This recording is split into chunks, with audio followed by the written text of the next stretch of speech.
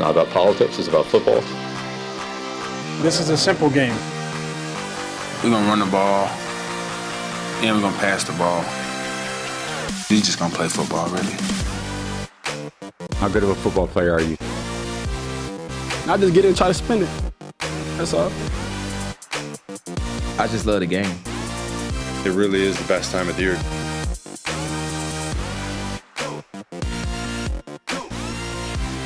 What's up, everybody? Welcome back to the It's Just Football set. I'm Trevor Sikkema. That's Mike Renner.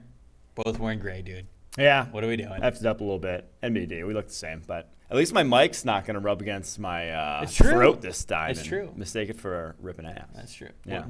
Was it, though? Mistake it for ripping ass. That was it, though? Yeah. I think there was some Fartgate in the chat yesterday, in case you guys missed the show. It was a lively one for a lot of reasons, but we had another good one here today. We're thankfully not going to hear any weird mic noises from Mike. We think, but we're going to be having a lot of fun on this show. We're going to be looking at the rookies, top 5 pick rookies from this past draft. And we're going to say, all right, well, if we had to do it over, if we had to rank them from what we've seen so far this year through the rookie campaigns, how would we rank them? So we might switch the order up a little bit. We're going to play 2 truths and a lie as well. Mike and I are also, we teased it yesterday, we got to have a come to heart. Or I was trying to say heart to heart and come to Jesus, and it came out with come to heart. We're gonna have some potential breakup points between us and our favorite teams. Yeah, we've both been in toxic relationships for a while now. With our favorite teams, yeah.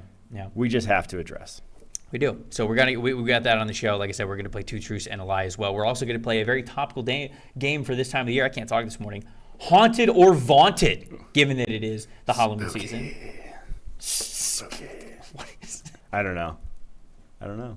Production guys, please save us. Quinn, what's up? How you doing today, my friend? I don't want to hear it about being in a toxic relationship with a team, even though my team's good now. That's like true. Mike, you're the fan of a historically great franchise. Yeah, I've had. Yeah, what about he's mine? a Browns fan. Don't get me started. Who got Browns fans and Bengals fans in there, and I'm talking about how bad my relationship is with the Packers. You've had, 2 quarterbacks Life's so rough since with Brett Favre and Aaron Rodgers at the helm. When did Brett Favre start? How long have you had 2 quarterbacks? I didn't he was 94, I believe, with the Packers, so I didn't even remember. I was 4 years old, so I've only known that. It's pretty insane. Which is pretty nice. It's pretty insane. Cannot say that that's been the case for the Tampa Bay Buccaneers, but we are going to have some breakup letters for our favorite teams regardless at different points in the day. I want to shout out Brad. Brad said he's listened and watched every show on YouTube, but this is the first time he's gotten into the chat and been able to watch this show live. So big shout out to Brad here this morning. Who's your random player of the day that you fired off? Oh, I went to Moby Okoye. Youngest player drafted in NFL history, 19 years old. I said Moby Okoye last week, I think. Did you? Yeah, weren't even paying attention. Fuck. Well, my bad. 19. Was it on Friday? Brother. Look, it's a good. Oh yeah, it might have been on Friday. Might have been great minds. You're right. Dude, Amobi Okoye is a Madden legend. You would just search age and be like, okay, I got it. We got to pick this guy. Yeah. You know? And then he's you get the Madden development, and you just, whatever the curve was back then, he just keeps going up. It's very true. Shout out to Elliot Anderson, our chat champ from yesterday. Hopefully, Elliot, I don't know if I've seen Elliot in here already. Oh, Elliot's already in here. Look at Elliot. Ricky Proehl's name is always one that props into my head when thinking of random players. Coltrane said Ricky Proehl, and then Elliot was also going to say Ricky Proehl. Wow, I guess that we're all just on the same page this morning. But shout out to Elliot. He was our chat champ from yesterday. That means that he's got to represent the chat here today as we kind of go through the show. Quinn, what is our question of the day today to get things kicked off before we get into our segment? Yeah, so we were talking about bad teams. The NFC South is bad. No team is over 500. Man. Come on, man. They are bad. I mean, statistically, that is not very good. Hey, come on. But since 2002, since division realignment, 3 teams have gone sub 500 and won their division. Can you name those 3 teams? Seattle, because they made the playoffs. Seattle 11. Wait. Washington. Wait. 2020. Below 500. Yeah. Wasn't Seattle 8-8? No, Seattle went 7-9. Beastquake game. Oh, they were 7-9. Okay. I believe so. So that one, that was 2000. That was 11, right? So 2011. Yeah, that was something. Seahawks 2020. Washington at the time Redskins. Oh yeah, they were 7-9, right? Yeah. What's the other one? Who was it? 2019? I don't know, one of those years. 2020. Those are the 2 easy ones. Wow. The chat's gonna know this one, I think, right off the bat. There's got It had to be like a while back. For some reason, I have New Orleans in my head as a team that won a division. As a below 500 team, but I can't think of what year that was. Yeah. That's just the one that pops into my head.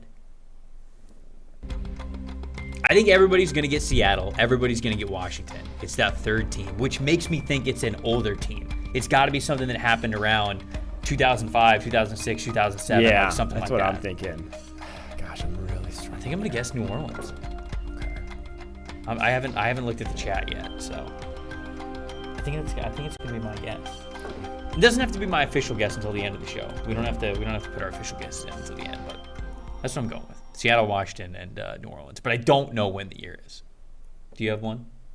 Or would it just be a shot in the dark for you? It would just be a shot in the dark. I have no handle on who would have been mid-2000s. This is what I'm thinking it almost had to be, because I know, man, I just don't know. Yeah, I don't know the last one. Tough. Well, you got you got 35 minutes to think about it. Cardinals went to the Super Bowl at 8-8, but that's obviously a little different than. They went to the Super Bowl at 8, right? 8-8? Yeah, 09, right? Or no, they were 08, 8-8 for 08, that? they were 8-8, right? No way. They were the last wild card, yeah. I'm pretty sure. 8-8. Why don't I remember that? Do I even watch football? Where are we right now? Okay, let's get into some rookie talk as we ponder on our question of the day. We wanted to do a rookie report. You and I were big into the NFL draft, and with rookies being a big topic of conversation around this show, we wanted to focus on the guys that were picked in the top 5 because they've had a lot of time to get some snaps already. Not everybody who was picked, even in the first round, has had equal opportunity to really show their stuff, but the guys who have been picked in the top 5 really already have. So we're looking at the players that were picked in the top 5, and you and I are going to go back and forth, talk about where we would have these guys ranked as of now. So it's kind of independent of teams, right? You know, Aiden Hutchinson, okay, you can say to yourself, no, he was great for Detroit specifically. Sauce Gardner, you can say, oh, he was great for the Jets specifically. We're going team independent here, and Mike and I are just going to rank these guys 5 through 1. Let's start with 5 and work our way up. But it's between Trayvon Walker, Aiden Hutchinson, Derek Stingley Jr., Sauce Gardner, and Kayvon Thibodeau. Mike, of those 5 guys, who would you be taking at number 5 as we work our way up here? Yeah, so to me, obviously, going to go back to the draft board. I don't think I've seen a ton from a lot of these guys in this rookie class, in this top 5, outside of a name we'll get to a little bit later, that would actually have me bump them up the draft board over what their expectations were, over what I expected from them in preseason. Because, as we've said about these guys, you know, they're kind of playing meh. It is kind of the overall tenor of it, outside of, obviously, we'll say it's Sauce Gardner. So at number 5, I would go Trayvon Walker because preseason he was lowest in the draft board. Only a 49.6 pass rushing grade through 7 weeks of the season. Has been good against the run. You can see the physical tools. You can see he definitely belongs as, you know, a guy who's in that conversation for the number 1 pick. Like, that's the level, caliber of athlete we're dealing with here. But he just has no pass rushing moves. He truly is like, when he's getting home, his 14 pressures, vast majority of them are him chasing a quarterback outside the pocket or him coming free on a stunt. And now he's a weapon on stunts in that defense because of just how physically demanding and commanding he is. And that, you know, when he's the spike man, when he's, you know, that first runner, he can open up lanes because can put a shock on a guard when he does dive inside. But you really just don't see a lot of one-on-one wins on his tape so far this season. So I'm going 5. Okay. All right. So you're going Trayvon Walker at number 5. I'm going to go Aiden Hutchinson at number 5. Aiden was, I think, 10th on my board. Trayvon Walker was right around, I think he was 14th, so he wasn't too far away from where Aiden was. I want to make it clear that all of these guys, I think, are going to be fine. It's not like I'm sitting here with Aiden at number 5 and I'm calling him a bust of a pick. That's not what I'm doing. But if I'm re-ranking these top 5 guys here, I'll have Aiden at number 5 because he was lower on the draft board. And though he has racked up a decent amount of sacks in the first 6 games of his career, a lot of those, and especially the game where he had 3 sacks, a lot of those were opportunistic. When you look at Aiden Hutchinson's stats right now, 60.8 pass rush grade, 4.5 sacks on the year, 19 pressures, but then you go to that pass rush win percentage, 11.5. I think he's pretty decent against the run, 67.9. It's not a terrible run defense grade. I think that Aiden's figuring it out, and I honestly predicted that it was going to be a little bit of a work in progress because it was a work in progress for him at Michigan to get to that point over a couple years of starting. I still think that Aiden Hutchinson's going to be totally fine, but I have him at number 5, and then I actually have Trayvon Walker at number 4. Yeah. And the reason why I've got Walker a little bit higher than him is Walker, a little bit higher of a run defense grade. I think his strength profile, his length profile, his size is just all of that lends itself to him being more stout and better at that point of the game. The pass rush win percentage is lower for Walker. But the highs for Walker, those reps that we have seen where he is just coming off the line of scrimmage like a bat out of hell, where he is bending like a guy who is his size absolutely should not be able to, where his hands are moving incredibly quick, incredibly violent. And when he knows what he is doing, when he has that pass rush plan, although it's not consistent yet, holy cow, is that impactful. And because of the highs that I've seen from Trayvon Walker already, I put him a little bit ahead, and I've got him at number 4 versus Hutchinson at 5. Okay. At number 4, I have Kayvon Thibodeau, the Okay. Giants edge rusher. Obviously, going into that year's draft, I had him 7th on the PFF draft board. So obviously, I had Trayvon Walker at 12th. So that's why that's Walker 5, Kayvon Thibodeau 4. And Kayvon Thibodeau has flashed more than I think he was given credit for in the pre-draft process. You know, he had people knocking his want, his motor, and you saw him chasing down a receiver 30-plus yards downfield this past week for the Giants. So I never really had those big concerns. I more had the pass rush plan concerns. Like, what does he have in his toolbox?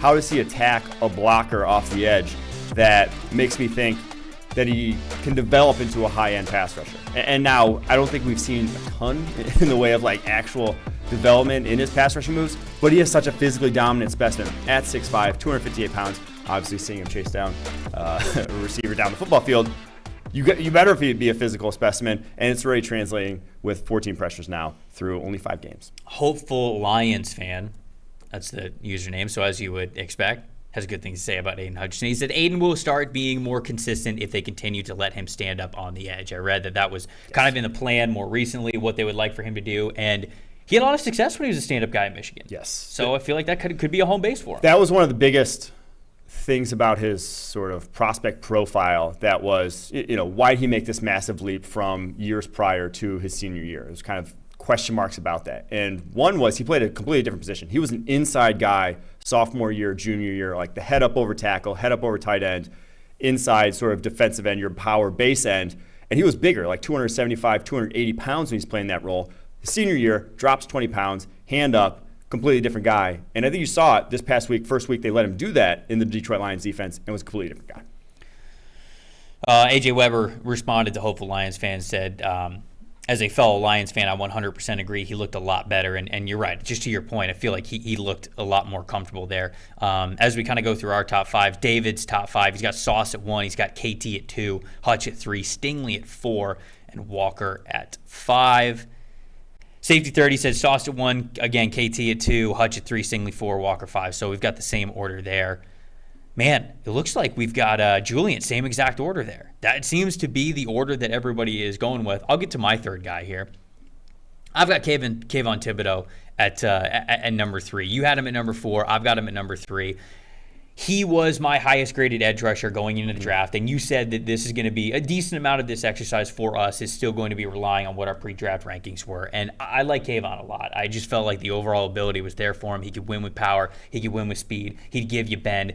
And I never really saw those effort concerns that everybody was harping on. I really didn't. I mean, like, we have seen how much this making big plays means to him. I mean, like, he even got emotional. What was it? Not this past week, the week before, where he made the big play or was in on the big play at the end to seal the win for the Giants. And just, he is the kind of guy who I think does play with a lot of fire on the edge. I feel like he plays with a lot of passion. He's got a ton of raw ability. So I've got him at number 3 here from what I've seen already. When you look at just the last 3 weeks, if you look at since week 5, so right when he was kind of becoming healthy, getting comfortable again, you were seeing that ability from 69 pass rush grade, 9 pressures, that 16.1 pass rush win percentage. He's got that sack as well. So those numbers, more dependable for me. I know you saw him when Mike was talking about him there, but those numbers, and I think the flashes of what he's been able to do, give me the reasoning to say, hey, trust the pre-draft process. He's still that top edge rush guy from this class. So I got him at number 3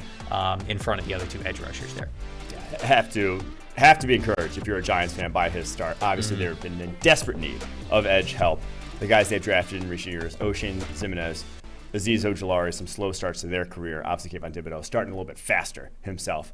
All right, my number 3, I'm going Derek Stingley Jr. here. Again, relying somewhat on the pre-draft board, but getting jumped by one Sauce Gardner that we'll get to in a little bit. But Stingley, it was always going to be a curious fit. He goes from a LSU defense where it is press man or man-match quarters. That's all they ran. He is up at the line of scrimmage doing that. He has ran 13 snaps of press, man or man-match quarters this season. 13 snaps. Not great. So he goes from going to completely different. He's run, in his entire career at LSU, he ran 36 snaps to cover 2. Yep. He's already run 120 with the Houston Texans, obviously, and Lovie Smith, one of the godfathers of the cover 2 defense. And they were not a cover 3 defense at LSU either. 147 snaps of cover 3 his entire career at LSU. So far this season with the Houston Texans, 120. So he has done completely different things than he was ever asked to do at LSU. So obviously he's going to have a little bit slower start to his career than someone like a Sauce Gardner, who's running the same sort of silo coverages that he was used to playing at Cincinnati out there on the outside. So when he has a 47.0 coverage grade, when he has allowed some yards through the air, 375, I'm not particularly worried because you still see the high-end plays with his ability to match and mirror when that's what he's getting asked to do, because that's the rarer skill set, in my opinion, than, hey, can I understand how to play zone and cover 2? It's like, it's going to be a learning curve, like understanding how to split routes, how to, match and pass off different sort of route concepts at the NFL level when you've never done that before in your career. Jared said, I thought they said Kayvon Thibodeau would be bad because he liked NFTs. It's true. Well, that's a good reason to not think someone's going to be bad, to be honest. That's better than the effort concerns on tape. Just the NFT judgments. Yeah. No, look. Speaks to his decision making. I've got Derek Stingley at number 2. Okay. I can't put him above Sauce at this point because of what we've seen from Sauce Gardner, but I agree with you completely. Stingley right now is not in the ideal situation to show you exactly how good he is. I had Stingley as my number 1 overall prospect from this past draft. I still believe that ability is there. I mean, if you look at Stingley's numbers, no, they're not going to be pretty.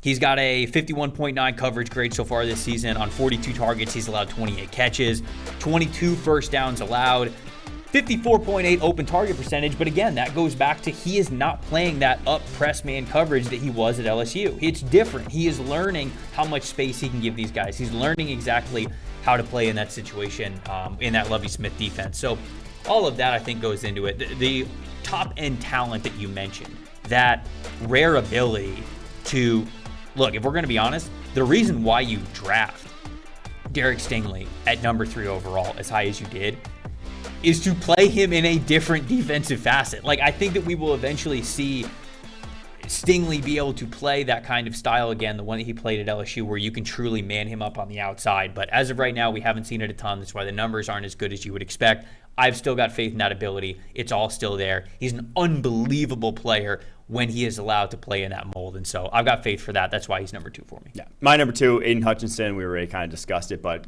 pass rushing grade improved almost every single week this season. You really see him starting to figure it out. And for all we've talked about tools and Trayvon Walker and Kayvon Thibodeau and how they look the part, and Aiden Hutchinson doesn't have the arm length, maybe doesn't have the explosiveness of those guys. He has the change for direction ability. He has the power. He has the bend around the corner to still be an elite edge rusher. It's not dissimilar from a guy like a Nick Bosa, from a guy like a Trey Hendrickson. And I realize that I'm always saying other white edge rushers, but like you can perform at a high end with his physical skill set. You can be an elite edge rusher with his physical skill set still. So I don't think there's like, oh, his ceiling may not be what the other guys is. And I think his ceiling's still pretty damn high. It was a really solid top 5. I liked going back and just really thinking about where these guys were drafted, what we thought of them pre-draft, and then getting to have this conversation here.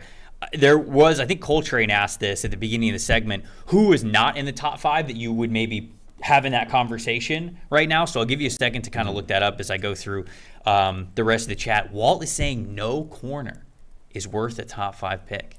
I don't know about that. False. Yeah, come on. I think corner's a premium position. It's cyclical. It's up and down. And I feel like that's probably what Walt is going off of, is that corners can have years where they look absolutely dominant and absolutely great, and then other years where they just don't look good. And that variance for the position, where it does come with a high ceiling when things are going well, maybe doesn't have the consistency of something that you would want in the top 5. I could see that argument, but I don't want to speak for Walt. Walt, you tell us why. Walt's on the wrong YouTube channel if he disagrees with the value of cornerbacks. Yeah, I think. He's saying wide receiver, defensive end, linebacker, quarterback should only be taken in the top 5 draft. So he doesn't even have offensive tackle in here. Well, he's got linebacker. He's got to be an edge rusher, right? I would hope. If you're drafting a linebacker, No, you can't draft an off-ball linebacker. and not a corner, I think you're doing it maybe a touch. Come on. I don't know about all that, Walt. I was seeing where the logic was going. Walt is the guy who always says he has clothes older than us, though. So maybe he's maybe he's got the scouting book. Yeah, Maybe he knows what's up.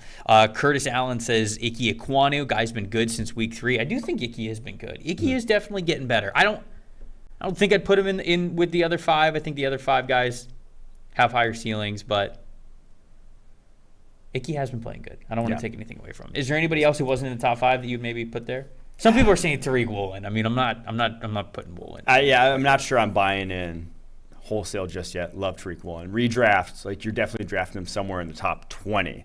I'm not sure there's anyone though who's really hit the ground running to the degree where I'm like, okay, that's different. And especially among like the first rounders, like guys outside, maybe like the 10 to 20 range, really showing out. Really haven't had anyone that I would put in that kind. Yeah. I'm looking at it now. I mean, like, Icky went 6. Evan Neal went 7. Drake London, I mean, you have to, I think, love what you've seen from Drake London so far. But, I probably wouldn't put him. Love you see from London. Love you see from Garrett Wilson. Love you see from Chris Olave. We throwing him all the way up into the top 5 just because of that? Probably not. I'm scrolling down a little bit further. Kyrie's looked great when he's been out there, but I'm not throwing him obviously all the way up there. People are talking about Devin Lloyd. I wouldn't put Devin Lloyd in that top 5 conversation, but Devin Lloyd has been playing well. They've been asking a lot of him, and I think that he's trying to take on a lot. The drinking water through a fire hose analogy, like that feels like what they're asking of Devin Lloyd. They want him to be a coverage guy. They want him to be a leader in that middle of the defense. They want him to be a blitzer. They want him to come off the edge. Like they want him to do a ton of different things, and he's doing them all, but sometimes it's just a little inconsistent. I will say Charles Cross, Seahawks left tackle, he was top 5 on PFF draft. He was good. Pre-board, and he's pre-board? Yep. Pre-board? Pre-draft? Pre-board? Pre-draft board? Whatever. And he's been pre-check? fantastic too. I mean, the fact that they found 2 starting tackles in one draft, Seahawks, could not have done better. You can't do better than that. Frustrated Fan Sports Show said Pickens. Again, I wouldn't. These are good. It kind of just goes back to exactly what you said. There are so many different names we could bring to this conversation where if we open this up to say rebuild the top 10 or rebuild the top 15, you can get a lot of different names in there. But how much would we rebuilding the top 5? I'm not sure it's by a ton. Yeah, see, and you still need to weigh college performance and college projection into this. It can't just be, he's looked great so far. That means he's going to continue this upward trajectory his entire career. And I think you make that mistake. 10 weeks into their rookie seasons, you would have been saying that about Chase Claypool, right? You would have been saying that guy, redraft, top 5, top 10 pick, but you still have to lean sort of on pre-draft evals and what they've shown already because that's a larger sample size than maybe a few big games that a guy has been able to have 7 weeks into his NFL career. All right, number 1 for both of us as we kind of wrap up this segment here, it's Sauce Gardner. I mean, Sauce's numbers are stupid. I mean, there's no other way to say it. This is a rookie with these kinds of numbers. 88.4 coverage grade. He's got 40 targets, only allowed 17 catches. He's got 10 forced incompletions, so a ton of ball production there already. Just a 51.1 QB rating when targeted. This guy has been absolutely as advertised. The number 4 overall pick last year. And like we said, we both have him at number 1 here. And it's not like we're saying, oh yeah, the Jags should have taken him number 1 overall. No, we're just building what we have seen from the 7 games, the 7 weeks that we've had to work off of so far, combined with what we loved about him pre-draft and what they thought they could be in the NFL. It's hard to look at Sauce Gardner and think that this guy could have been any better than what he is.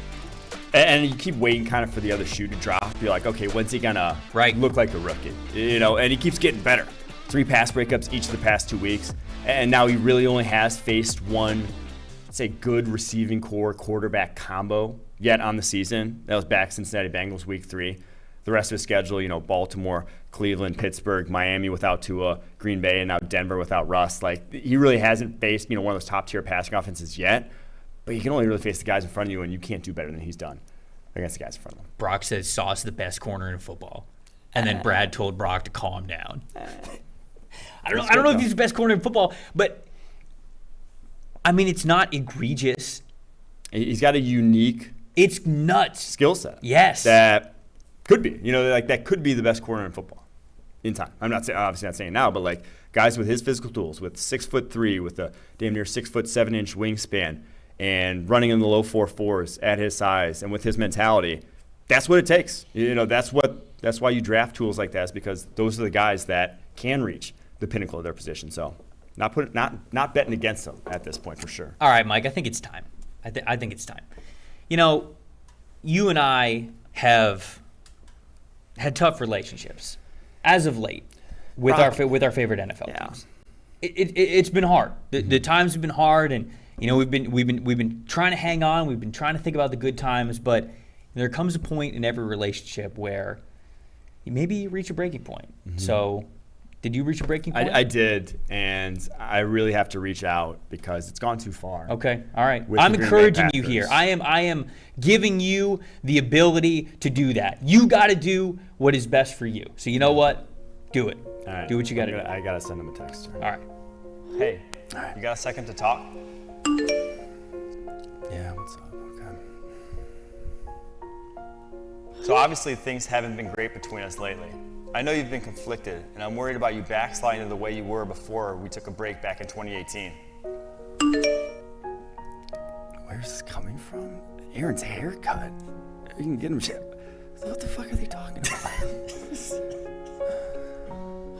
The fact that you thought it was about Aaron's haircut is exactly the problem. You're 26th in EPA per play, 23rd in points per game. You just lost to Daniel Jones, Zach Wilson, and Taylor Heineke, for God's sake. I don't even know who you are anymore. I know, it's not me. I can change. Yeah, say the same shit. We can turn it around. Don't give up. Please, you've been through so much. Swings be different. Think of the good times. There definitely were good times, but they seem like forever ago now. I have to do what's best for me going forward. I can't keep living in the past hoping you'll change. I just need a break. It's not that we'll never talk again, but that I can't keep giving you second chance after second chance only for you to break my heart every January. I need a break. I don't want to take a break. I need you now more than ever. Show me you've changed. Beat the Bills next week and we can sit down to talk. Until then, I won't let you hurt me again. That was tough, Trev. Now look. That was tough. Look, you did what you needed to do. That was tough. You did what you needed to do. Thanks, buddy. Thanks, buddy. I'm here for you. I'm here for you, brother. Yeah, I think that was the mature thing to do. Yeah, you know, you can't stay in a toxic relationship anymore. And you know what? That's you've shown me that I've got to do what I've got to Trev, do. yeah. I've got to do. I feel better. Do you? I feel better. Okay. All right. You'll feel better. All right. I'm doing it. I'm doing it. I'm gonna text him. I'm absolutely. I got to text him. Hey, I got to do it. I need to talk to you about something. Are you free? Yeah. What's up? Okay. All right. I got to do it. I've been thinking about this nonstop, and I just don't see us going in the right direction anymore. I thought things were going to be different moving forward, but clearly all this is regressing to when we were having issues before, and it just feels like a losing battle.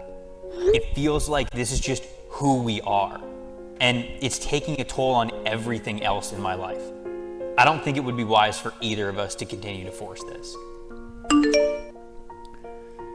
I know things don't look great right now, but we have the right pieces to get back on track. You know we do. We have Tom. He's still the GOAT. Our defense still has good players. Our times can be as good as it can be. We can still be that. Come on. I mean,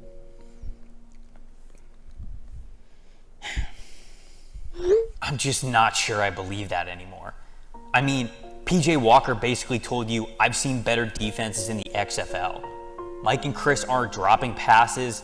Tom's staying out late on Saturdays with his old teammates and won't even call.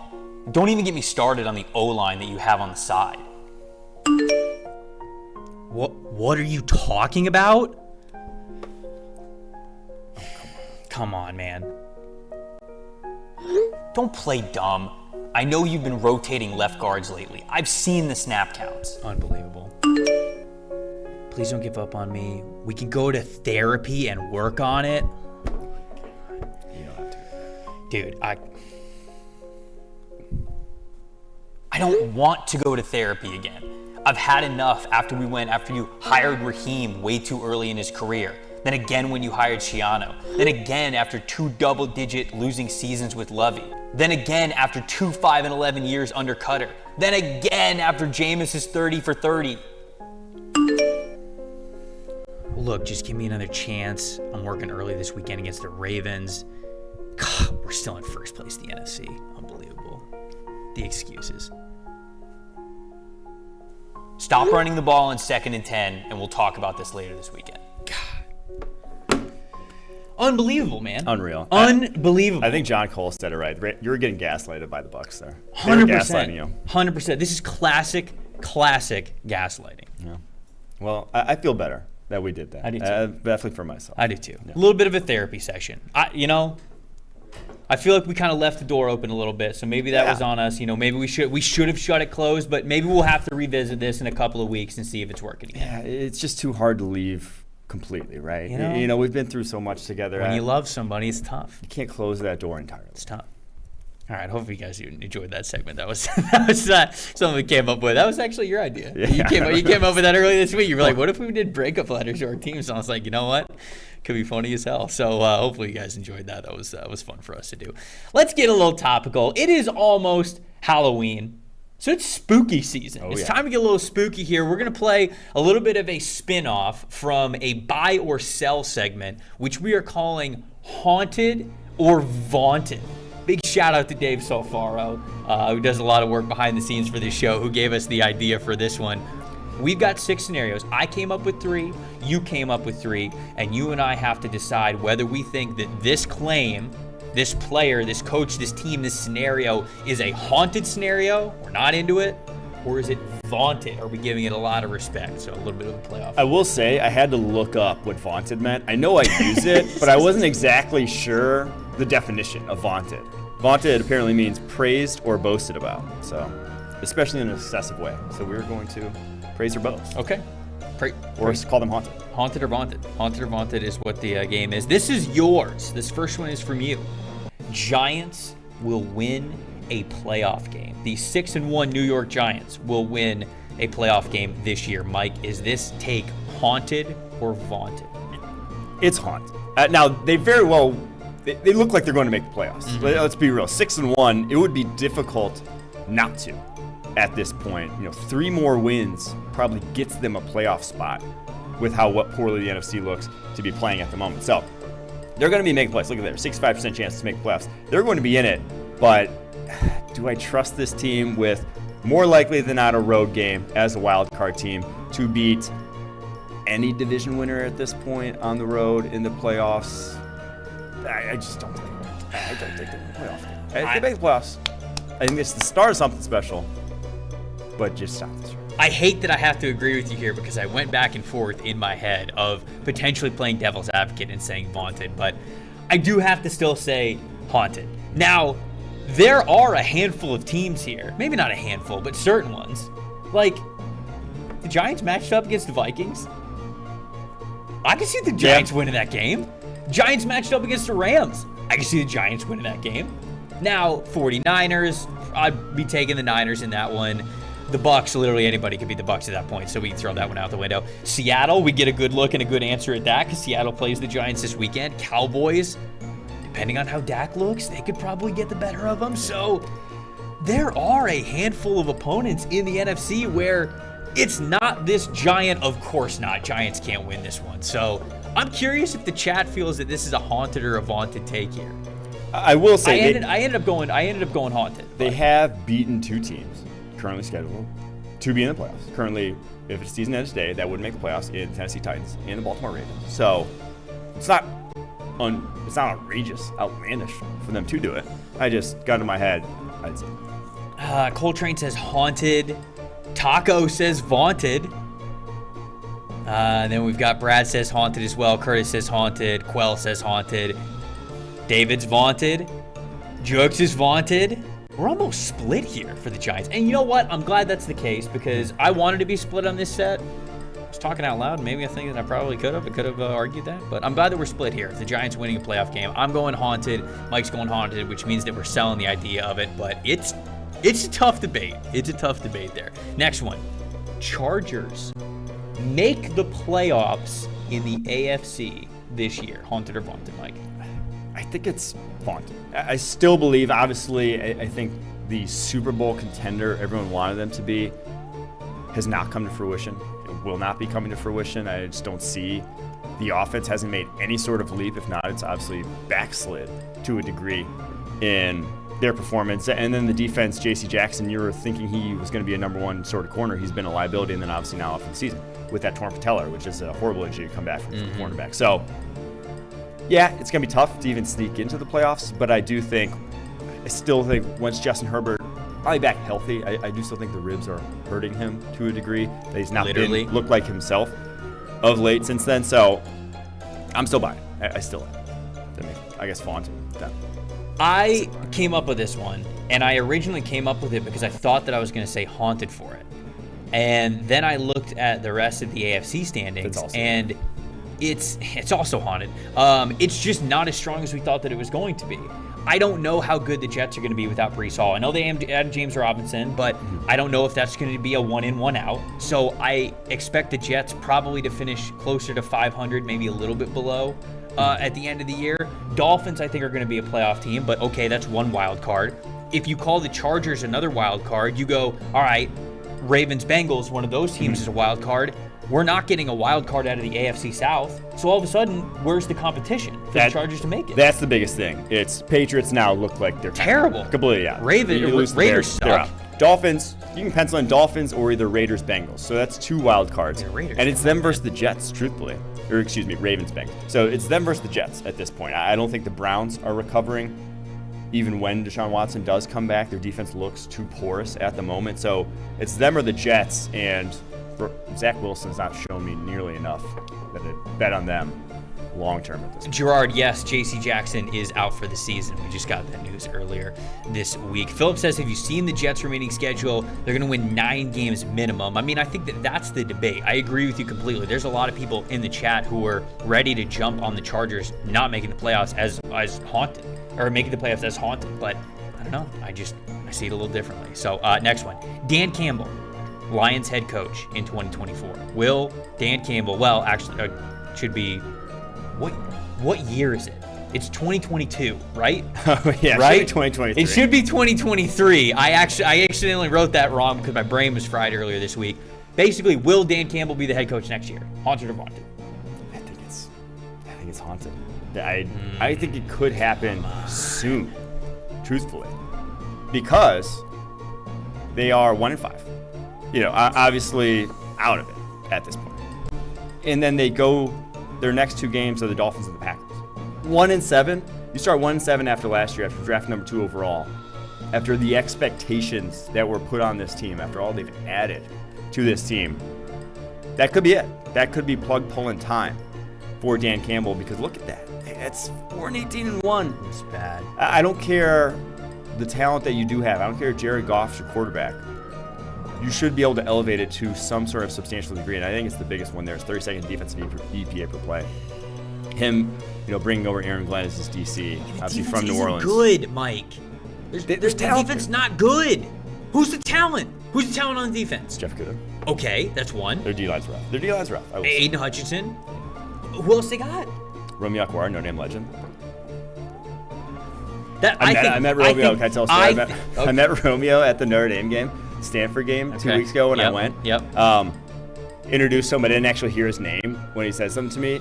And I'm like, oh, okay. Nice to meet you. No clue. We're walking around campus because I was with Austin Collinsworth. And I'm like, why is this guy so big?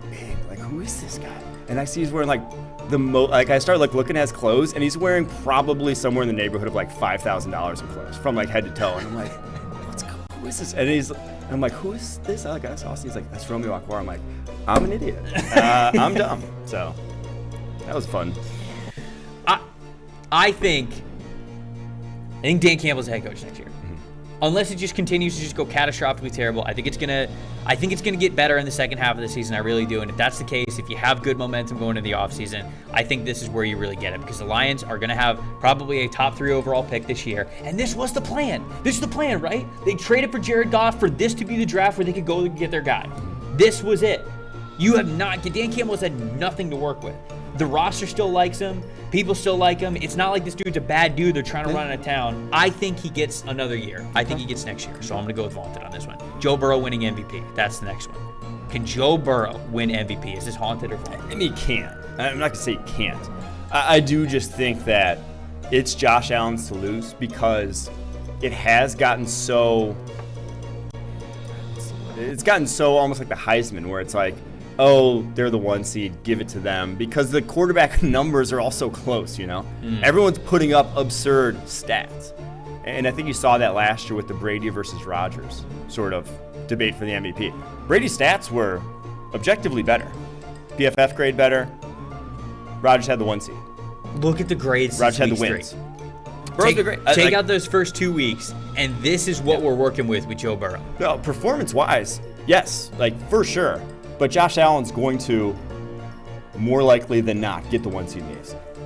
And he's also going to put up some stupid stats. Yeah. And you're also going to point to, oh, what's his receiving core look like versus what the Bengals receiving core looks like? And they're both great receiving cores. I'm not even that's not even really an argument for either. But I do just think it still is just, at this point, it would bore me if Josh Allen didn't win. It would take some, I'm not even going to say what it would take. It would take other things. I'm going haunted as well. No, I'm going haunted as well for the reason that you listed, man. I just mainly think it's Josh Allen's year.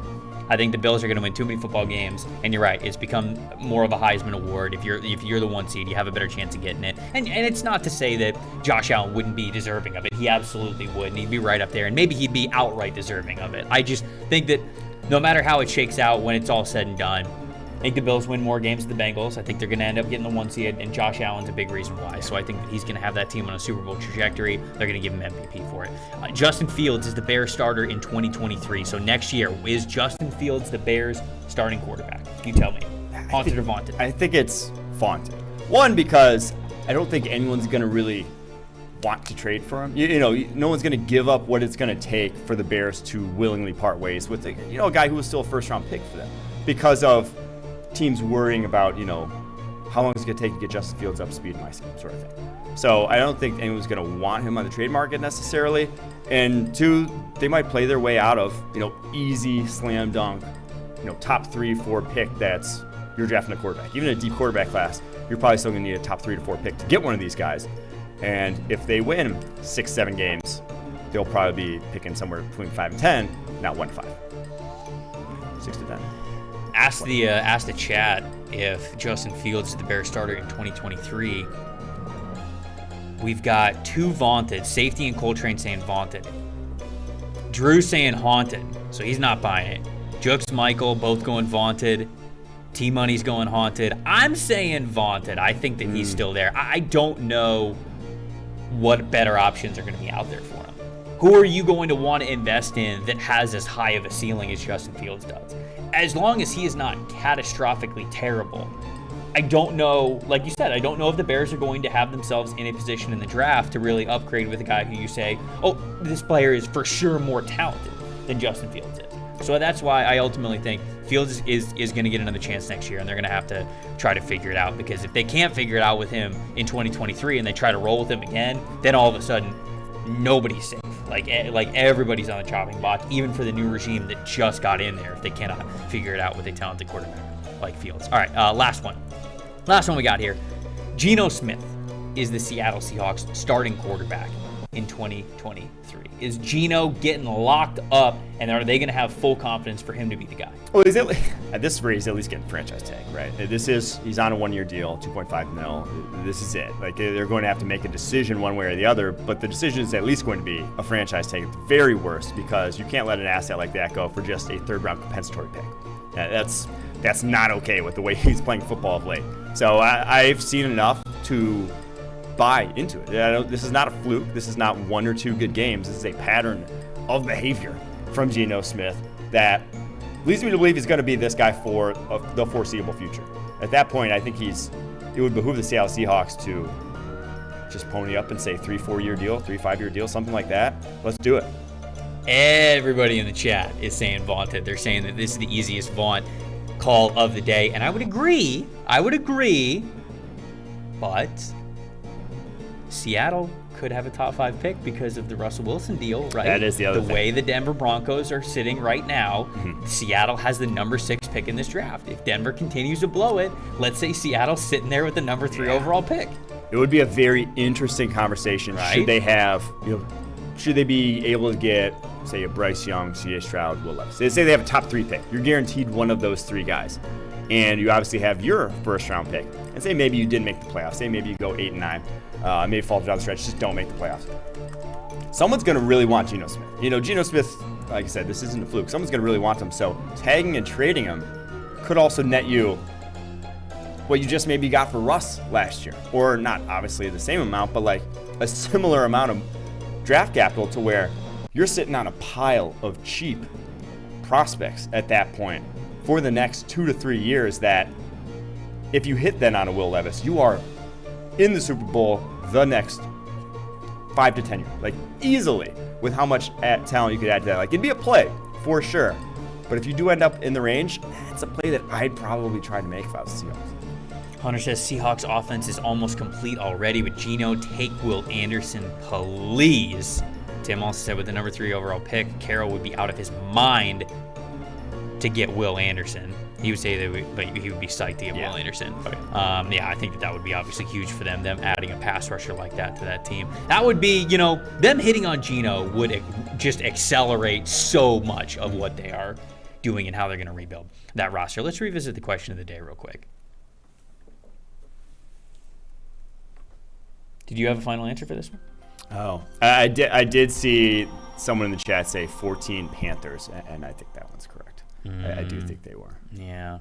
I don't remember So that. then it was 11 Hawks, 20 Washington, 14 Pants. Final answer. All right.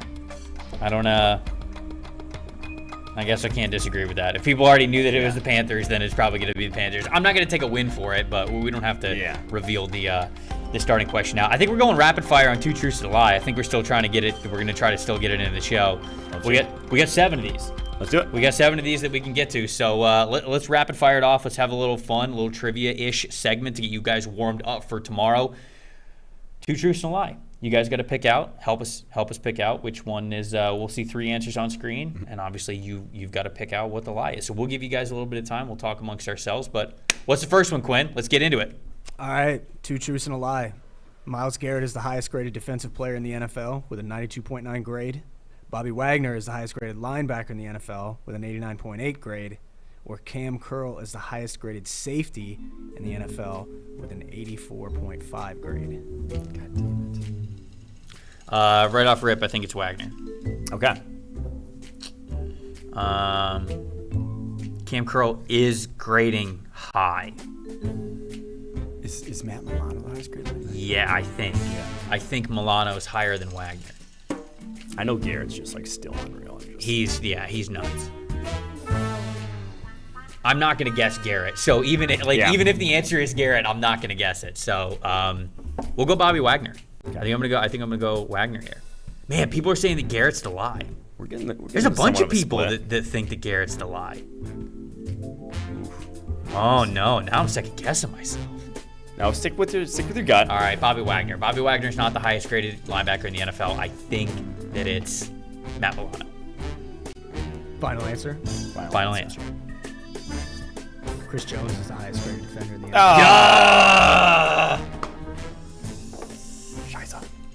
All right, good call, chat. Good call. A lot of people in the chat got that one right. Say Garrett's the lie. There we go. Okay. All right. A lot of PFF subscribers in the chat. We love you for it. What's the next one? Chiefs rank first in EPA per play on offense. Bills rank first in EPA per play on offense. Or the Denver Broncos lead the NFL in total pressures with 154. Well, on defense. Okay. I was like, they both can't be first in EPA per play. Chiefs are number 1. I believe so. Yeah. Do the Bills rank number 1? Do we think the Broncos lead the NFL in pressures? I thought it was the Cowboys. I know it was. It was the Cowboys like 2 weeks ago. It was definitely the Cowboys 2 weeks ago. But the Broncos definitely pressured Zach Wilson a ton because he just throws himself into pressure. That one's tough. I might go Bills. be first in the future? Defensively? The only other team that I think would be first would be San Francisco, and they wouldn't be after this week. Yeah, not after this week. I'm gonna say Denver leading the NFL is the lie. Yeah, but that one's obvious. We can go with that. Yeah. I think Broncos is the lie. I still think Broncos is the lie. So let's lock that in. Denver Broncos leading the NFL in pressures is the lie. You guys are right. Let's go. Denver is full of shit. No, good stuff. Good stuff. Good stuff. Cowboys. Ooh, see? How about them Cowboys? We knew it. How about them Cowboys? All right, let's go. Next one. All right, Browns lead the NFL with 12 rushes gaining 20-plus yards. Browns lead the NFL with 13 rushing touchdowns. Or the Ravens have the highest explosive run percentage in the NFL. I think the Raven one's true. Do you think that one's true? Yeah. Because they've oddly not run a ton this year comparatively. Thanks, Craig Roman. Yeah. Who else would lead the NFL in rushing touchdowns if not the Browns? I think the first one I think is true because Nick Chubb's got a metric crap ton of I don't know who long runs. I could see the rushing touchdowns one not being true, but I'm not sure. I feel like maybe it's the Giants who lead the NFL in rushing touchdowns. Okay, go with that then. Say, I think Browns touchdowns one's a lie. Okay, all right, we're gonna go. Browns lead the NFL with 13 rushing touchdowns as the lie. You guys should work for the FBI or something. You guys are good at spotting liars. Let's go! Hell yeah! Takes one to know one. Eagles. That was it. I should have known the Eagles for the number one there. That was good. I probably would have guessed the third one if you didn't convince me otherwise. That's good. Man, chat's on top of it too. Y'all are killing it with this one. You guys are good. All right, let's go. Let's go to the next one. What do we got? 3 more? All right. So this is number 4. We got 7 total. Okay. All right. So next one, Geno Smith and Josh Allen rank first and second with pass touchdowns on throws 20-plus yards. Patrick Mahomes is the only player in the NFL with 2 passing games of 400 or more yards this season. Or Patrick Mahomes leads the NFL with 20 touchdown passes. I think it's the Mahomes 400.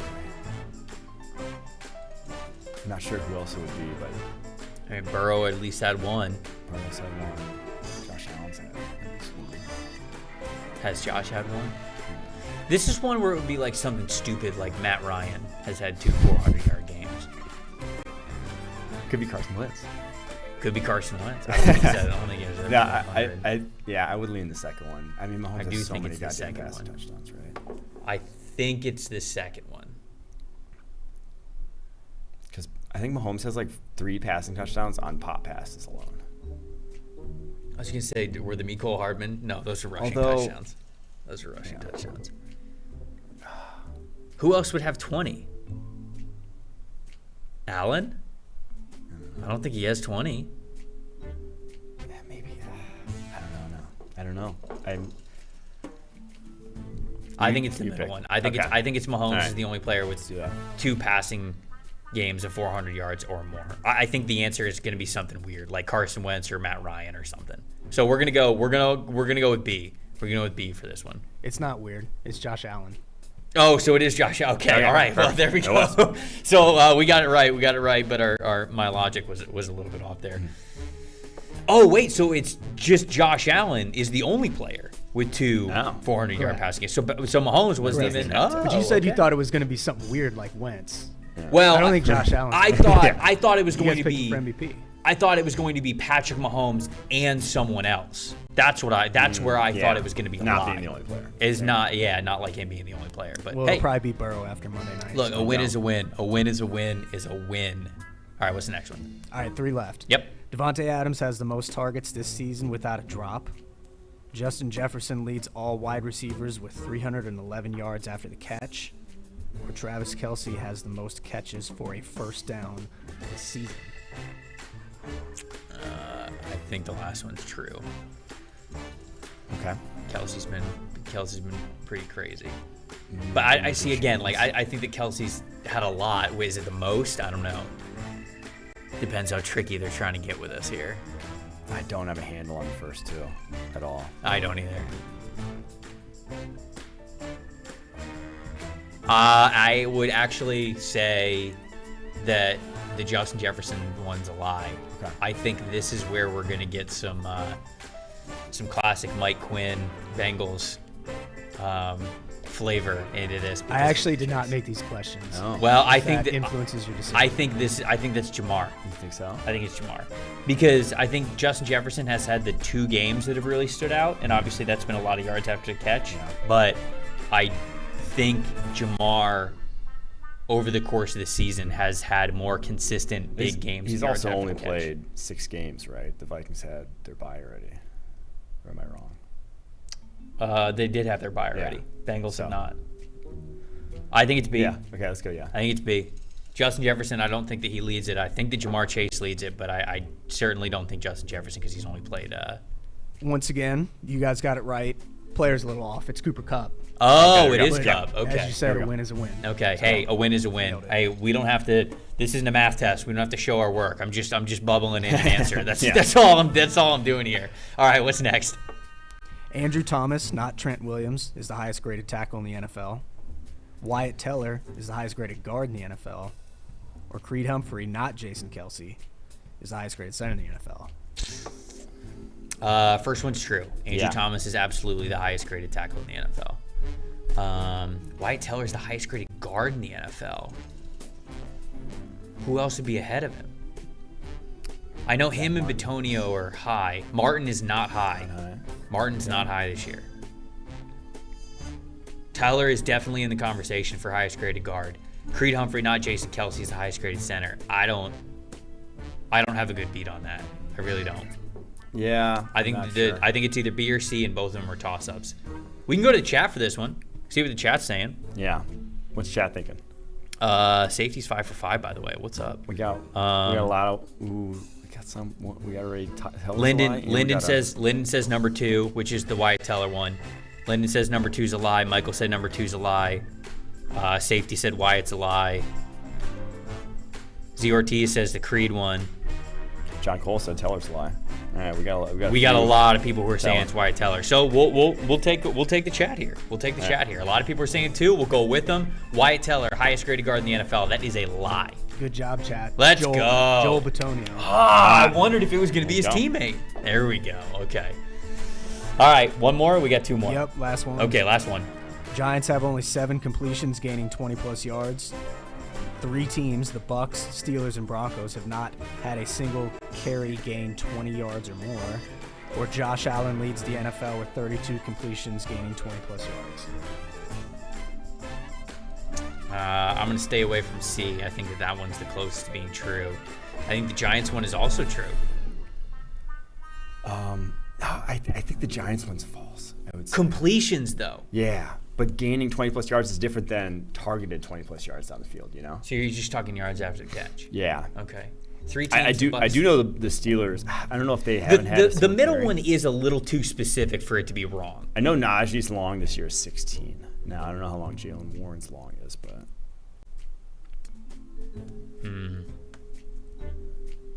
Man.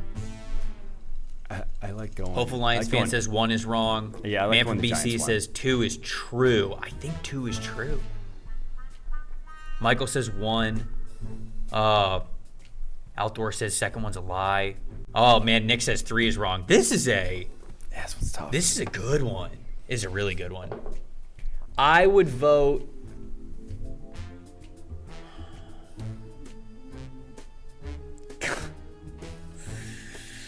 I think the first one's a lie. I think the first one too. That's just so you think, few. You think the first one's a lie? Yeah, that's really. I mean, I know they had like 2 against the Packers alone, which. Wait, I'm so not saying a ton, but you think it's a lie or you think it's true? I think it's true. I think that one's true. Okay, I think that one's a lie. Oh, no, sorry, a lie. Sorry, I think that's the one that we should go with. I'm fucking this up right now. Okay, all right, Giants. Yeah, we're I think we have going. more We're going than the 7. first one. We're going 1. Jared said 4 is a lie. Come on, that can't throw us off like that. We're going with the first one. Hey, Patrick Mahomes leads the NFL. Oh, 32 Giants do completions, have gaining one. 20 yards. Well, that wasn't even our second guess. So. all right. Well, Can't feel bad. what did we get? 2 out of 5. We get 2 out of 5. I think. There were some people in the chat who think did better than us. We got more than 2. What? thought it was 2. No. I meant, sorry. We missed 2. We got 5 missed 2. right. Yeah, That's what I was trying to say. I'm all over the place today. We got to get the hell out of here. Let's get out of here with some locks of the week. Mike, when you look at the early lines for week 8, what are a couple, or just one? Give me your lock. Yeah, Titans only giving 2 points to the Texans. I get that it's at Houston, but that's basically saying that, you think the Texans are going to win a 1-point game or 2-point game. Like, just give me the Titans over the Texans. I don't think that's a crazy hot take to say. All right. Okay. I'm gonna go with another road team. Yeah. I'm gonna go with the San Francisco 49ers. 1.5 against the Rams. Come on. San Francisco's way better of a team right now than the Los Angeles Rams are. I'm completely confident in that. You see on the screen, does Green Line agree with me? Green Line sort of agrees with me. They like that better than they like the Rams. That's the PFF app. If you guys don't have it, and you have an Apple device, go to the PFF or go to the Apple store. Search PFF Pro Football Focus, and you guys can get the best PFF.com, including the betting dashboard that you see right there and all the grades. You can get that in the palm of your hands. Go check that out there. I'm going San Francisco, man. I'm pretty confident in that one. It's basically 1.5. Toss up to me. I think they're totally winning this game. Safety was 6 out of 7 on the 2 truths and a lie. Daniel said he was 8 out of 7. That's incredible. Wow. Unbelievable. He didn't play. Unbelievable stuff right there. Nick tied us here, 5 for 7. Hopeful Lions fan was only 3 and 5. It's all right. We're going to be playing this game plenty throughout the season. You got more time to improve that winning percentage there. David, 7 for 7. Is that a lie? Yeah. He's our chat champ. I'm seeing 2 David's a chat. chat. Okay, so if it's legit, if David was 7 for 7, then we got to make David the chat champ. So there it is, David. Hey. Congratulations, chat champ on the day. 1, 2 truths and a lie, going 7 for 7. Absolutely perfect. David, lining up perfect for you tomorrow, my guy. You got to be in the chat because it is trivia day tomorrow. Full-blown trivia. Back. Mike is back. He is ready. We tied last week with Seth sitting in for Mike. Mike's out for blood. He's looking for the win. For the question of the day, was it Seahawks, Washington, and then the Panthers team? Was that what it was? It seems like that was everybody. Yep, you got it. Washington and Seattle both went 7-9. All right. Panthers went 7-8-1. All right, okay. Do you know who the one was? Do you know who the tie was? No. Was it the Bengals? I was gonna say it's me asking the question. I was gonna say, was it the Bengals? Yeah, it had to be the Bengals. All right, man. That was a jam-packed show. We went way over on the show, but hopefully you guys enjoyed it. A lot of elements in this one. Had a lot of fun though. We're gonna have a lot of fun tomorrow. Mike is already talking shit in the chat. He's gonna get off this show. He is ready for it. We're gonna have trivia tomorrow. We're gonna be previewing a lot of the Week 8 games as well. It's gonna be a good time. Daniel or David, you gotta be back in here. You gotta be back in here to represent the chat. You're wearing the crown. You gotta be the tiebreaker. You gotta make sure the chat gets a win. We're going to try to do whatever we can to make sure that's not the case. Get back in the win column. It's going to be a lot of fun. I'm Trevor Sikkema. That is Mike Renner. For everybody in the production suite, thank you guys so much for watching. It's Just Football. We'll see you right here, same time tomorrow. See you then. It's not about politics, it's about football. This is a simple game. We're going to run the ball, and we're going to pass the ball. We're just going to play football, really. How good of a football player are you? I just get in and try to spin it. That's all. I just love the game. It really is the best time of the year.